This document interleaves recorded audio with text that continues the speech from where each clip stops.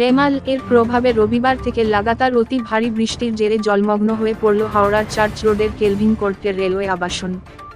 সেখানকার অবস্থা এতটাই দুর্বিষহ যে জলমগ্ন অবস্থায় গৃহবন্দী হয়ে পড়েছেন সেখানকার বেশ কয়েকটি পরিবার।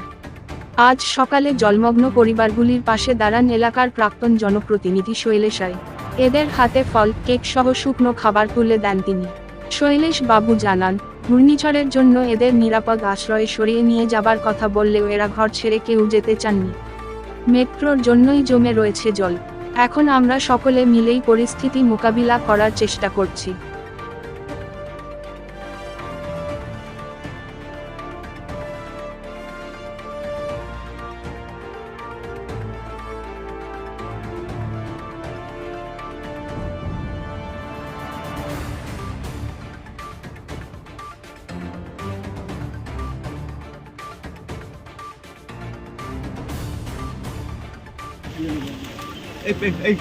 मोबाइल पर भैया नाली है पीछे नाली में भाई सब ठीक है बेटा गिराएगा पकड़ो पकड़ो हम लोग पकड़ा तुम पकड़ा ठीक है बेटा बस ठीक है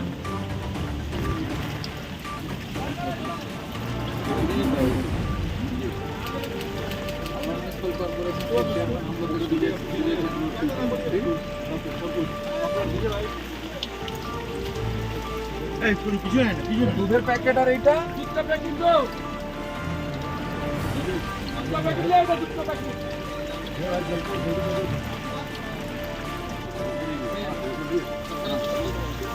বিস্কুট বিস্কুট বিস্কুট सब आगे आओ ना थोड़ा इतना पीछे बिस्कुट दे